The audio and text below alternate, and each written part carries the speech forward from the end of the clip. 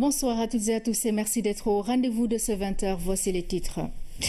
Le chef de l'État procède ce jeudi à l'inauguration du centre de formation permanente et des programmes internationaux, nouvelle infrastructure de l'ENA. Par la même occasion, il pose la première pierre du centre aéré bioclimatique. Enjeu de ses réalisations expliquées dans ce journal. La campagne électorale, c'est aussi sur les réseaux sociaux. Ces canaux incontournables sont très sollicités pour faire passer des messages. Quelle stratégie pour quels résultats? Réponse dans la série Regard de la rédaction sur la campagne. Focus sur l'un des examens de santé les plus demandés. Il s'agit de la détermination du groupe sanguin. Quel est l'intérêt de le connaître? Quels sont les différents groupes sanguins et comment se fait le test? Réponse dans la rubrique santé de ce mercredi. Mesdames, Messieurs, bienvenue dans ce journal. Je le disais en titre, le président de la République sera demain à l'École nationale d'administration ENA. Le chef de l'État inaugurera le nouveau centre de formation permanente et des programmes internationaux. Une occasion pour poser également la première pierre du futur centre aéré bioclimatique. René Massigadiouf nous présente les enjeux de ces infrastructures. L'École nationale d'administration est depuis quelques jours aux couleurs de la visite présidentielle. Une visite axée autour de l'inauguration des nouveaux locaux devant abriter le centre de formation permanente et des programmes internationaux, la pose de la première pierre du centre aéré bioclimatique et la remise des diplômes aux brevetés des promotions de 2011 à 2015. Partout à l'intérieur, ouvriers et administrations sont à fond dans les préparatifs. Ce déplacement a une portée symbolique. Monsieur le Président de la République nous a fait l'honneur de délocaliser la cérémonie de remise des brevets aux sortants de l'ENA à l'école. C'est une cérémonie qui se passe habituellement au Palais de la République.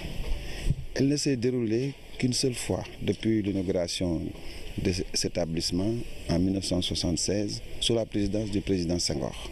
Donc vous voyez la portée symbolique de cette décision. 41 ans après Senghor, le président de la République, Macky Sall, vient à l'École nationale d'administration.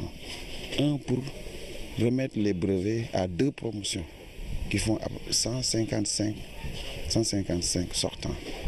Le bâtiment du centre de formation offre toutes les commodités. Au rez-de-chaussée est construit un auditorium de 150 places équipé d'infrastructures de dernière génération. Des salles comme celle-ci sont réservées aux masters, dont celui sur la fiscalité francophone. Un projet africain, les auditeurs de nationalités différentes apprécient positivement l'environnement. Le bâtiment est très bien construit et respecte les normes éducatives. Déjà, nous sommes 15 auditeurs de différents pays, donc 7 pays représentés. La salle, nous sommes bien installés dans la salle et suivons très bien les cours. Dans ce centre, nous avons une offre vraiment presque, je peux dire, internationale. Donc, qui permet de toucher des auditeurs de différents pays africains. Et comme vous l'avez constaté, nous avons des masters en fiscalité internationale, nous avons des MBA en préparation et donc des salles dédiées à ces masters. Le chef de l'État visitera également l'Institut de formation à distance. Il donne aux formateurs les possibilités d'intervenir d'un peu partout dans le monde. Une infrastructure d'une grande réputation qui occupe une place centrale dans le positionnement international de l'école. Sur décision du chef de l'État, on a capitalisé les acquis du centre d'enseignement à distance. Donc pour créer l'Institut de formation à distance, qui nous permet donc d'avoir une offre de formation à distance, faisant intervenir des spécialistes, des formateurs et des professeurs qui ne sont pas disponibles à Dakar. La première pierre du centre aéré bioclimatique sera posée à l'occasion de cette visite. Il sera doté d'une piscine, d'une salle de gymnastique, d'un parcours et d'un terrain de sport. Infrastructure toujours. Promoville déroule sa feuille de route et finance des projets d'assainissement, mais également de construction de voiries à Rufisque, Dakar et Ziguinchor. La structure vise 300 km de voiries et ambitionne de créer 30 000 emplois. Hamidou Diop pour plus de précisions. Le programme de modernisation des villes du Sénégal veut venir à bout des problèmes structurants du pays en construisant des réseaux d'assainissement, des routes, des lampadaires. L'ambition est clairement affichée par les autorités. Accès aux infrastructures routières pour améliorer la mobilité améliorer la compétitivité, le renforcement du système d'assainissement pour pouvoir quand même anticiper les problèmes d'inondation, le renforcement du système d'éclairage pour assurer la sécurité des biens et des personnes. Le programme Promoville va intervenir dans les grandes villes du Sénégal grâce à un financement de 280 milliards. Le programme même s'il compte bâtir des centaines de kilomètres de voiries, mais aussi sur les équipements sociaux de base. Il y a de l'appui qui va être fait aux communes qui vont être bénéficiaires du programme. Donc un appui en termes de formation qui seront faits pour les élus locaux et pour les services techniques. Il y a 34 200 emplois qui sont envisagés à être créés dans le cadre du programme Promoville. Les travaux déjà réalisés à Yeumbeul, Guédiawaye et Keur Massar ont eu un impact réel chez les riverains. Cette route est vraiment utile. Avant, il y avait du sable. Maintenant, les voitures peuvent facilement accéder.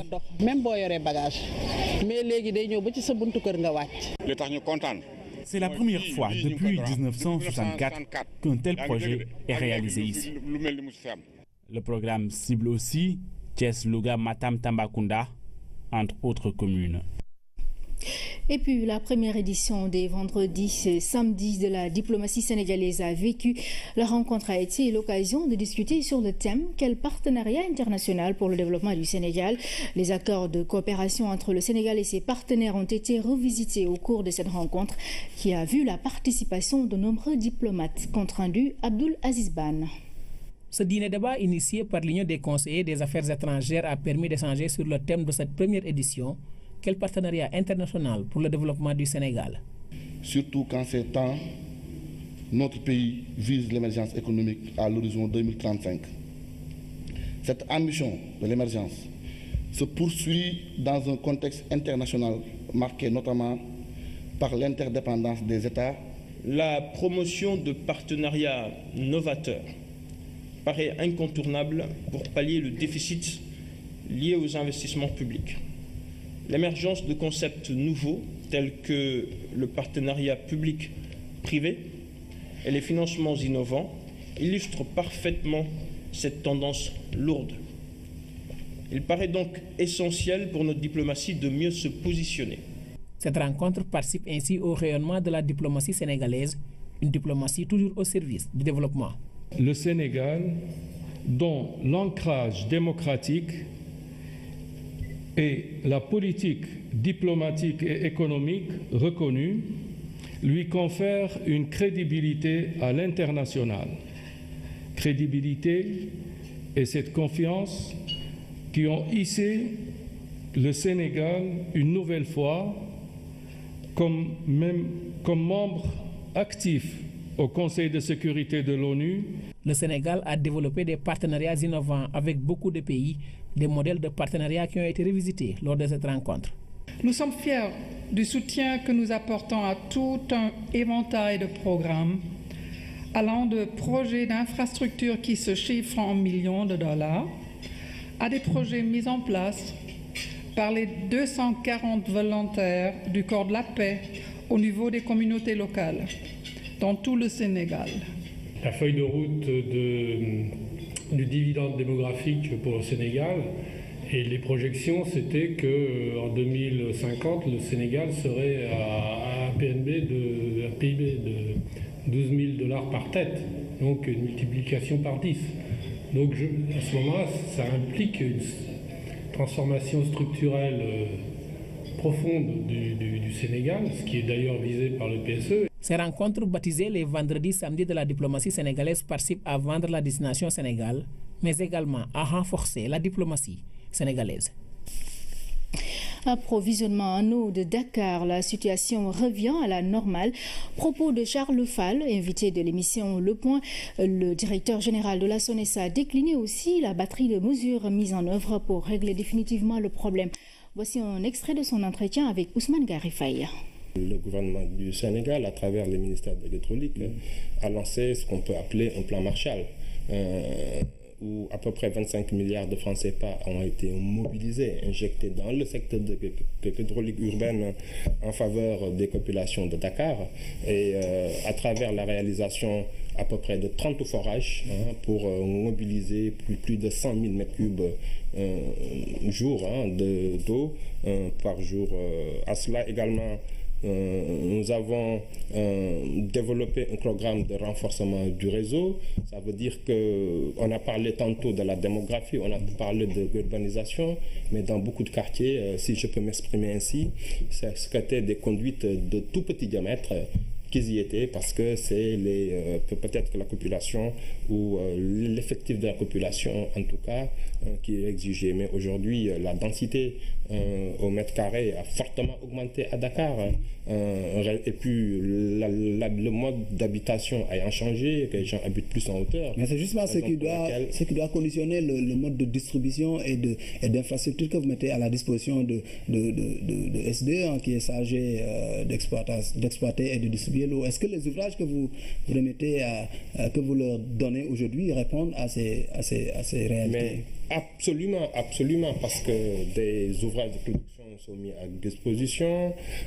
Comme je l'ai dit, à travers ce plan Marshall, nous avons construit plus de 30 forages, à travers des programmes d'urgence que nous avons fait exécuter par notre partenaire, la SDE. Et nous avons également développé un programme de renforcement de réseau pour un peu là où on avait des conduits de petit diamètre, y mettre des conduits de plus gros diamètre pour améliorer le débit ou la pression de l'eau à l'arrivée des domiciles. Nous avons également sécurisé tous les ouvrages névralgiques. L'intégralité de cet entretien à suivre dans l'émission Le Point, et ce sera après le journal de la campagne pour les législatives.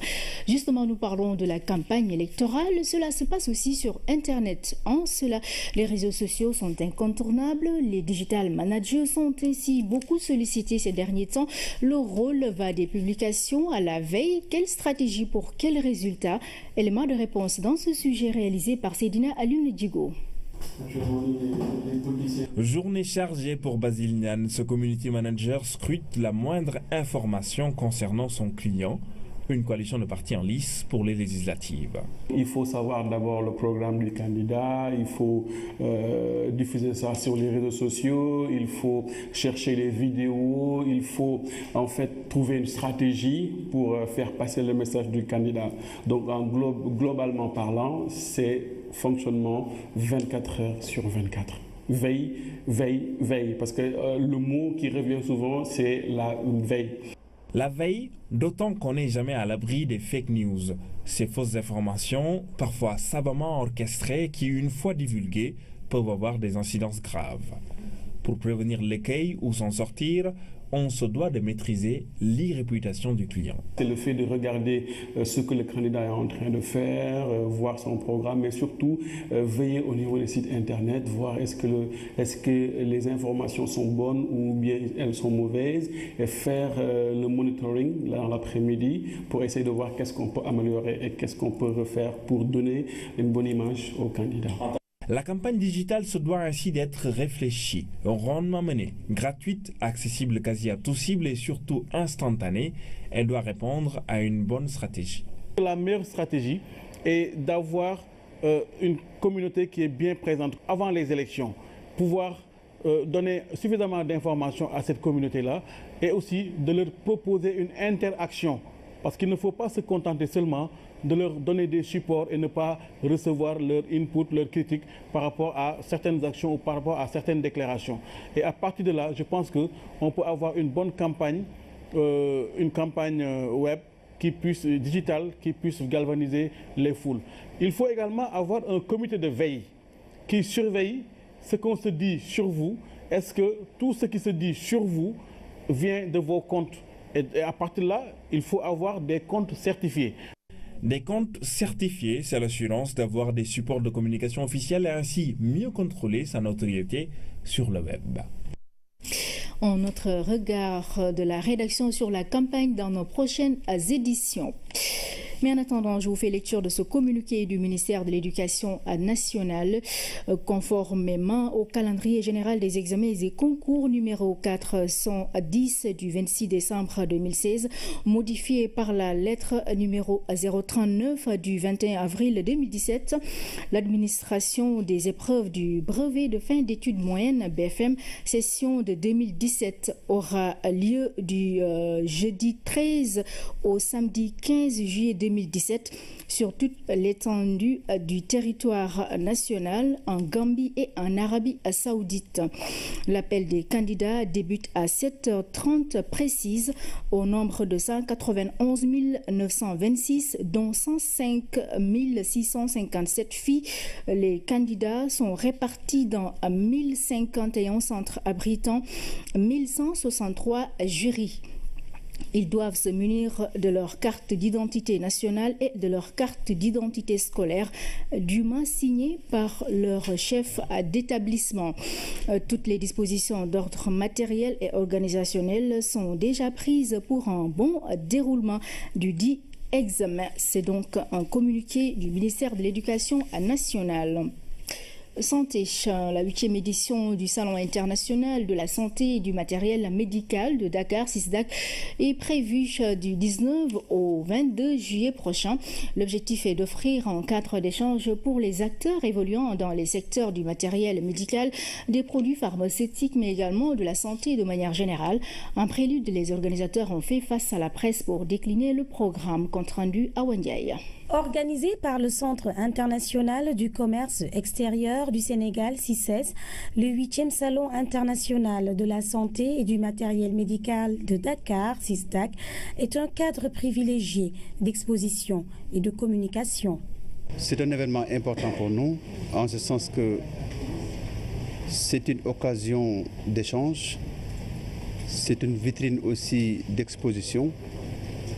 Et ce sont des rencontres aussi B2B à partir desquelles des relations peuvent se nouer.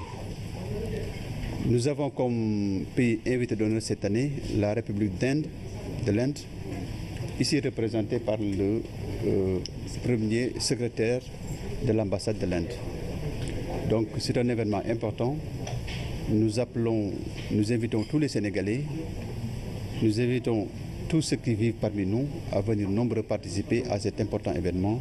Le SISDAC aura lieu du 19 au 22 juillet 2017. C'est un espace d'exposition de matériel médical, de télémédecine, de services médicaux et paramédicaux. Il est organisé en partenariat avec le ministère de la Santé et de l'Action sociale. Le thème de cette 8e édition du SISDAC, intitulé « Le financement de la santé », pour tendre vers le bien-être pour tous et à tout âge, nous donne l'occasion d'aborder la place de la santé dans la stratégie de mise en œuvre du volet 2 capital humain du plan Sénégal émergent. À travers cette vision, Monsieur le Président de la République, le Sénégal compte concrétiser l'accès aux services sociaux de base à travers des soins de qualité et de renforcement des dispositifs de protection sociale. La République de l'Inde est l'invité d'honneur. Le SISDAC offre l'opportunité aux différents acteurs de la santé et aux prestataires de promouvoir leurs produits et services et de nouer des contacts favorables aux échanges commerciaux et aux investissements. Les institutions, les programmes de santé et les ONG en santé vont pouvoir informer et communiquer. Santé toujours, c'est pour parler cette fois-ci des groupes sanguins. C'est dans le cadre de la rubrique, car au-delà de la transfusion sanguine, connaître son groupe sanguin a bien d'autres intérêts. Les précisions dans ce reportage. Parmi les examens sanitaires les plus demandés, figure la détermination du groupe sanguin. Connaître son groupe est un élément d'identité vitale. Il réduit le délai d'attente en cas de besoin de transfusion. Parce qu'en connaissant son groupe, on peut être interpellé pour un don de sang. Si éventuellement il y a un appel à un don et qu'on connaît son groupe, on peut se présenter spontanément. Il est important aussi de le connaître en tant que receveur. Par exemple, le groupe sanguin qui est compatible, qu'on appelle le donneur universel, dans le système ABO, c'est le groupe O, et dans le système Régis, c'est le groupe négatif. Donc quand on est O négatif, son sang peut être transfusé à tout autre individu. À l'inverse, quand on est AB Régis positif, ce sont vraiment ce qu'on appelle des receveurs universels. Parce qu'ils reçoivent le sang de tout le monde, mais eux, ils ne peuvent donner que le sang de AB. Voilà, donc on tient compte de ces compatibilités-là. Si la connaissance du groupe sanguin comporte plus d'avantages en cas de besoin de transfusion sanguine ou de don du liquide vital, pour la femme enceinte, ce paramètre est aussi primordial. L'examen est d'ailleurs systématique. Parce que toutes les femmes qui sont Rhésus négatifs, si elles accouchent d'un nouveau-né Rhésus positif, en principe, dans les 72 heures, il y a un traitement qui doit être instauré, qu'on appelle des gamma-globulines anti-D. Et ce type de traitement permet de prévenir une incompatibilité lors d'une prochaine grossesse. Parce que l'enfant peut naître avec une anémie sévère, parce que les anticorps de la mère ont détruit ces globules rouges. Pour éviter tout risque, la classification des groupes sanguins permet de déterminer les compatibilités. Le processus est minutieusement étudié dans ce laboratoire du Centre national de transfusion sanguine. Quand le truc nous arrive au niveau du laboratoire, on le centrifuge d'abord. Donc c'est pourquoi on a ces deux phases-là. Une phase du culot et une autre phase où on a le sérum. Donc dans ce culot, on retrouve tout ce qui est globules rouges et tous les antigènes. Cette phase claire, c'est là où on retrouve tous les anticorps. Donc ce sont ces différentes phases-là qui nous permettent de faire les deux méthodes. Pour le groupage, on fait une méthode sérique et une méthode globulaire. Pour la méthode globulaire, on recherche les antigènes. Pour la méthode sérique, on recherche les anticorps. Si il y a l'antigène A, le sujet est de groupe A.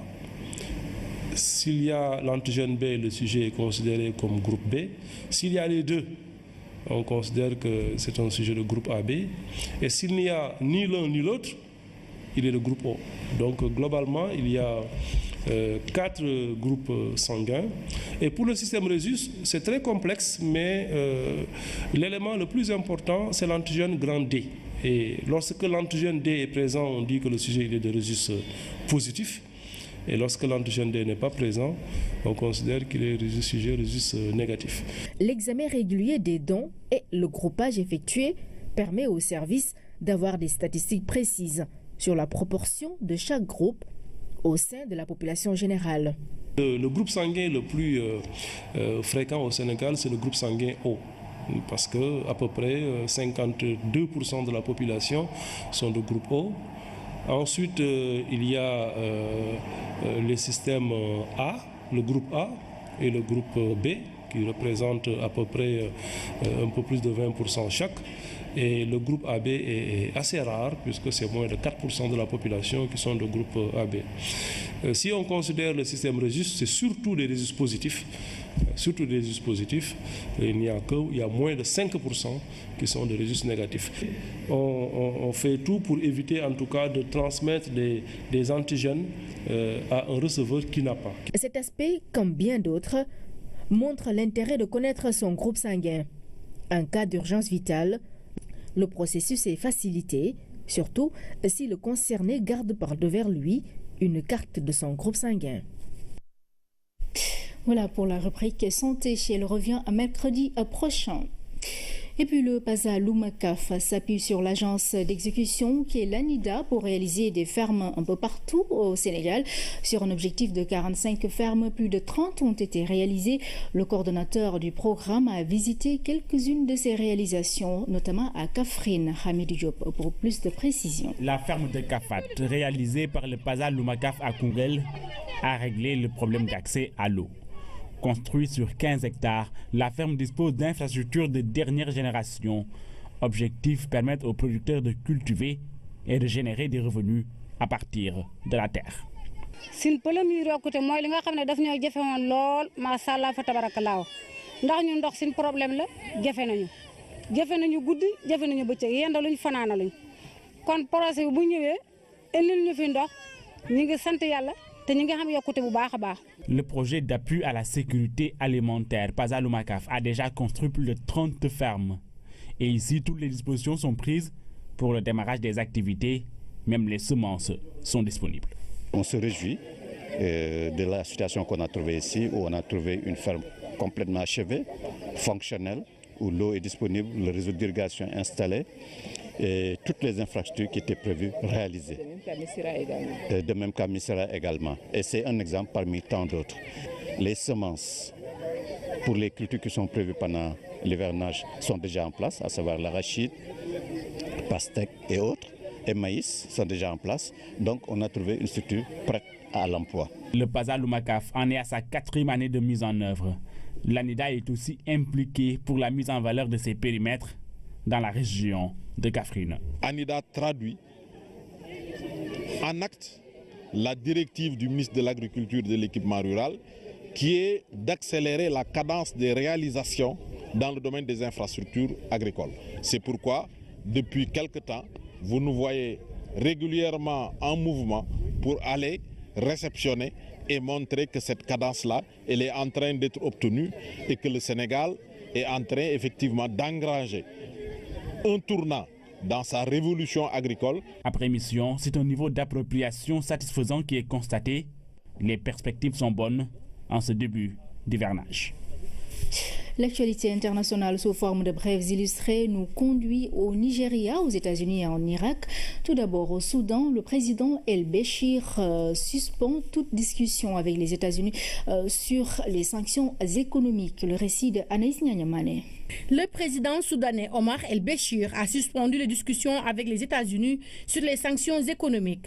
Un décret présidentiel ordonnant la suspension du comité qui négociait avec les États-Unis a été publié ce matin. Mesure qui intervient au lendemain de l'extension de 3 mois par Washington d'un embargo vieux de 20 ans sur Khartoum. Au Nigeria, 15 personnes ont été tuées dans un quadruple attentat suicide à Maiduguri. Selon la police, 4 femmes kamikazes se sont fait exploser en différents endroits du quartier Molai Kalemare. La police d'ajouter que la capitale du nord-est du Nigeria est régulièrement visée par le groupe djihadiste Boko Haram. Aux États-Unis, le nouveau patron du FBI a été auditionné ce mercredi par le Sénat. Nommé par Donald Trump pour diriger la police fédérale américaine, Christopher Wray a assuré qu'il agirait au nom d'une justice impartiale. Déclaration faite à l'ouverture de son audition de confirmation au Sénat. Et enfin, en Irak, après l'annonce de la victoire sur les djihadistes du groupe État islamique à Mossoul par les autorités, les habitants de la ville commencent à nettoyer et construire leur quartier. Après 3 ans d'occupation et 9 mois de combat, la deuxième ville d'Irak est enfin libérée des djihadistes. Les milliers de déplacés peuvent préparer leur retour. Je vous fais relecture du communiqué du ministère de l'Éducation nationale conformément au calendrier général des examens et concours numéro 410 du 26 décembre 2016, modifié par la lettre numéro 039 du 21 avril 2017. L'administration des épreuves du brevet de fin d'études moyennes, BFM, session de 2017 aura lieu du jeudi 13 au samedi 15 juillet 2017 sur toute l'étendue du territoire national en Gambie et en Arabie saoudite. L'appel des candidats débute à 7h30 précise au nombre de 191 926 dont 105 657 filles.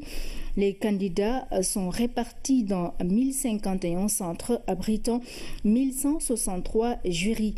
Ils doivent se munir de leur carte d'identité nationale ou de leur carte d'identité scolaire dûment signée par leur chef d'établissement. Toutes les dispositions d'ordre matériel et organisationnel sont déjà prises pour un déroulement normal du dit examen.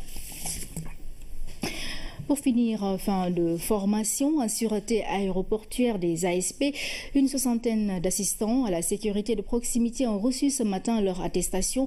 Ils vont intervenir pour améliorer la sécurité dans les aéroports, mais aussi assister le commissariat général au pèlerinage. Les précisions de Hamidou Diop. Après 45 jours de formation, ces 60 ASP reçoivent leur attestation. Les modules qu'ils ont abordés avec les instructeurs pendant tout ce temps leur permettent aujourd'hui de renforcer les dispositifs sécuritaires dans les aéroports. La formation s'est déroulée en collaboration avec l'ANACIM. Vous savez que l'aéroport Blaise Diagne va bientôt voir le jour. Et dans les aéroports, on a coutume de voir mélanger la sécurité et la sûreté. Aujourd'hui, une personne qui n'est pas certifiée ne peut pas travailler dans un aéroport parce que l'aéroport constitue des risques. Et je pense que c'est des compétences spécifiques.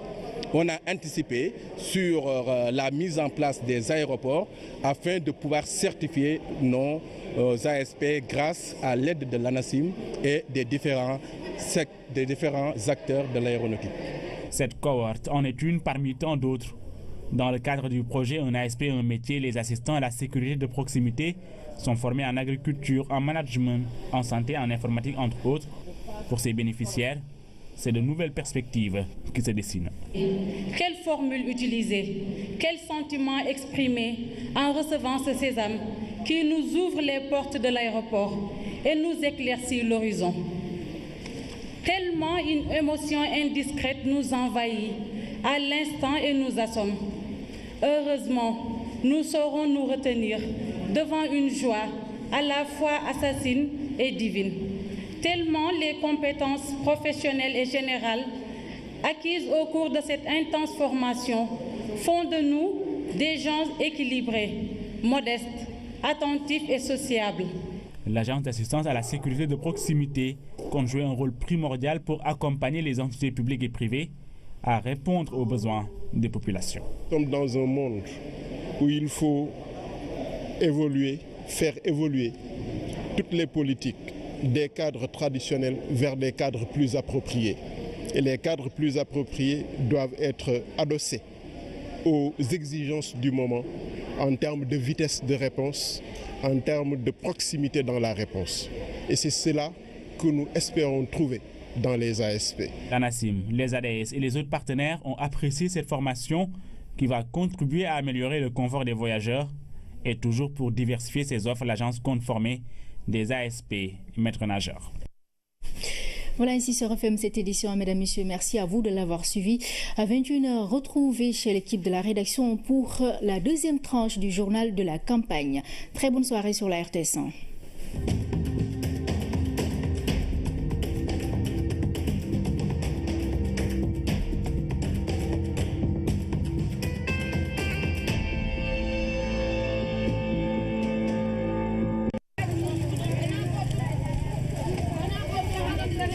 waaw mbokk yi fii ñu ngi ci luuma jawbe nag bokk na ci luuma yi gën a rëy ci Sénégal juróomi réew ñu ngi ñëw fii di weccoo i comme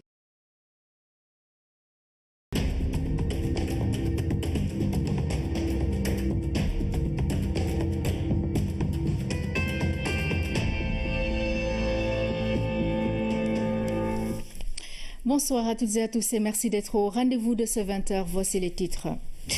Le chef de l'État procède ce jeudi à l'inauguration du centre de formation permanente et des programmes internationaux, nouvelle infrastructure de l'ENA. Par la même occasion, il pose la première pierre du centre aéré bioclimatique. Enjeu de ses réalisations expliquées dans ce journal.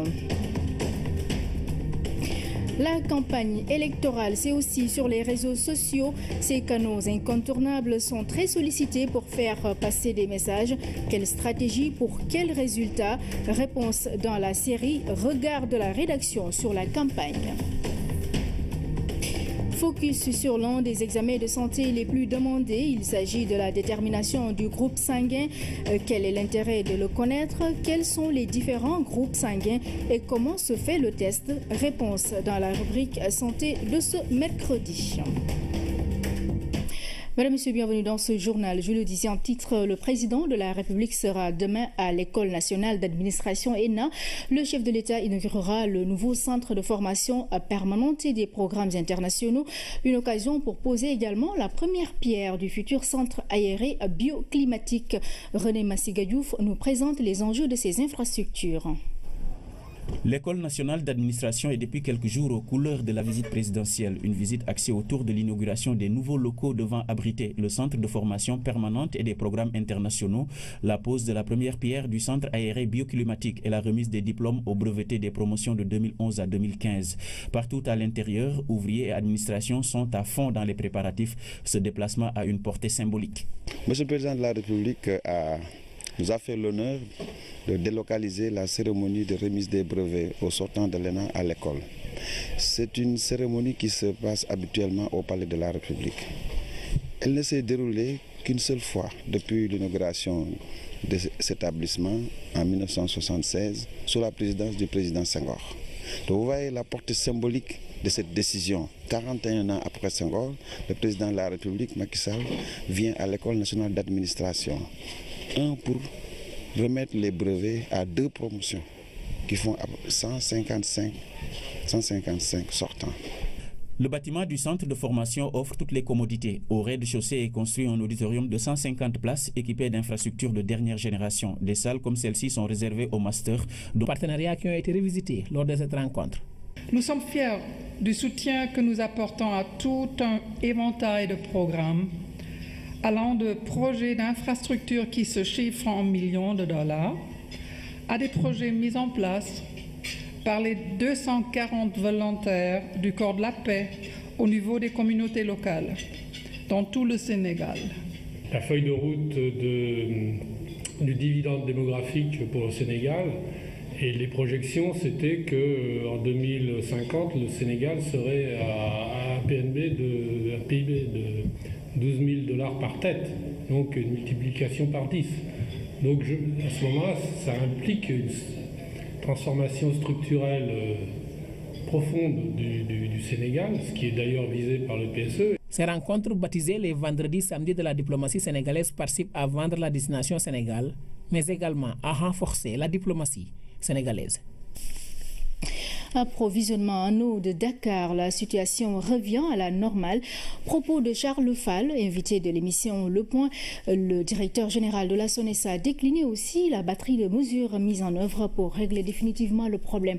Voici un extrait de son entretien avec Ousmane Garifaye.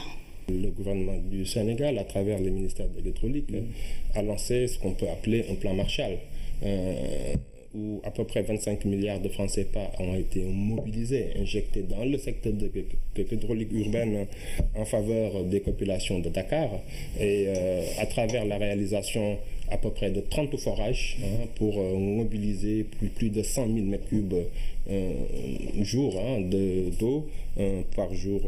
À cela également, nous avons développé un programme de renforcement du réseau. Ça veut dire qu'on a parlé tantôt de la démographie, on a parlé de l'urbanisation, mais dans beaucoup de quartiers, si je peux m'exprimer ainsi, c'était des conduites de tout petit diamètre qu'ils y étaient, parce que c'est peut-être que la population ou l'effectif de la population en tout cas qui est exigé. Mais aujourd'hui, la densité au mètre carré a fortement augmenté à Dakar. Et puis le mode d'habitation ayant changé, que les gens habitent plus en hauteur. Mais c'est justement ce qui doit conditionner le mode de distribution et d'infrastructure que vous mettez à la disposition de SDE, qui est chargé d'exploiter et de distribuer l'eau. Est-ce que les ouvrages que vous remettez, que vous leur donnez aujourd'hui répondent à ces réalités? Mais absolument, parce que des ouvrages de production sont mis à disposition. Celui sur la fiscalité francophone, un projet africain, les auditeurs de nationalités différentes apprécient positivement l'environnement. Le bâtiment est très bien construit et respecte les normes éducatives. Déjà, nous sommes 15 auditeurs de différents pays, donc 7 pays représentés. La salle, nous sommes bien installés dans la salle et suivons très bien les cours. Dans ce centre, nous avons une offre vraiment presque, je peux dire, internationale. Donc, qui permet de toucher des auditeurs de différents pays africains. Et comme vous l'avez constaté, nous avons des masters en fiscalité internationale, nous avons des MBA en préparation et donc des salles dédiées à ces masters. Le chef de l'État visitera également l'Institut de formation à distance. Il donne aux formateurs les possibilités d'intervenir d'un peu partout dans le monde. Une infrastructure d'une grande réputation qui occupe une place centrale dans le positionnement international de l'école. Sur décision du chef de l'État, on a capitalisé les acquis du centre d'enseignement à distance. Donc pour créer l'Institut de formation à distance, qui nous permet donc d'avoir une offre de formation à distance, faisant intervenir des spécialistes, des formateurs et des professeurs qui ne sont pas disponibles à Dakar. La première pierre du centre aéré bioclimatique sera posée à l'occasion de cette visite. Il sera doté d'une piscine, d'une salle de gymnastique, d'un parcours et d'un terrain de sport. Infrastructure toujours, Promoville déroule sa feuille de route et finance des projets d'assainissement, mais également de construction de voiries à Rufisque, Dakar et Ziguinchor.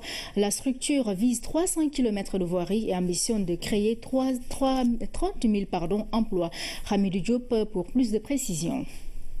Le programme de modernisation des villes du Sénégal veut venir à bout des problèmes structurants du pays en construisant des réseaux d'assainissement, des routes, des lampadaires. L'ambition est clairement affichée par les autorités. Accès aux infrastructures routières pour améliorer la mobilité, améliorer la compétitivité, le renforcement du système d'assainissement pour pouvoir quand même anticiper les problèmes d'inondation, le renforcement du système d'éclairage pour assurer la sécurité des biens et des personnes. Le programme Promoville va intervenir dans les grandes villes du Sénégal grâce à un financement de 280 milliards. Le programme même s'il compte bâtir des centaines de kilomètres de voiries, mais aussi sur les équipements sociaux de base. Il y a de l'appui qui va être fait aux communes qui vont être bénéficiaires du programme. Donc un appui en termes de formation qui seront faits pour les élus locaux et pour les services techniques. Il y a 34 200 emplois qui sont envisagés à être créés dans le cadre du programme Promoville. Les travaux déjà réalisés à Yeumbeul, Guédiawaye et Keur Massar ont eu un impact réel chez les riverains. Cette route est vraiment utile. Avant, il y avait du sable. Maintenant, les voitures peuvent facilement accéder.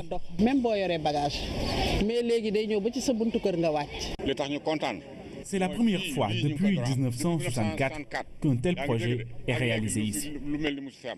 Le programme cible aussi Thiès, Louga, Matam, Tambacounda, entre autres communes. Et puis la première édition des vendredis et samedis de la diplomatie sénégalaise a vécu. La rencontre a été l'occasion de discuter sur le thème « Quel partenariat international pour le développement du Sénégal ?»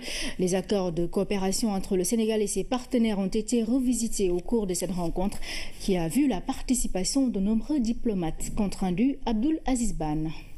Ce dîner-débat initié par l'Union des conseillers des affaires étrangères a permis d'échanger sur le thème de cette première édition.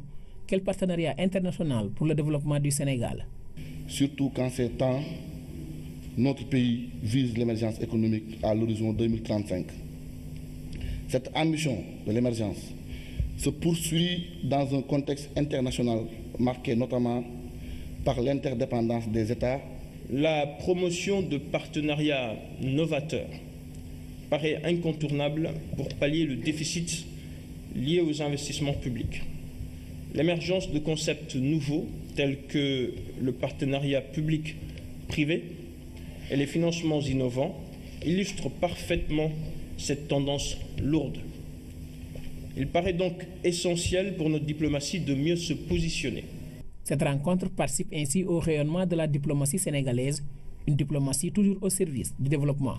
Le Sénégal, dont l'ancrage démocratique et la politique diplomatique et économique reconnue lui confère une crédibilité à l'international.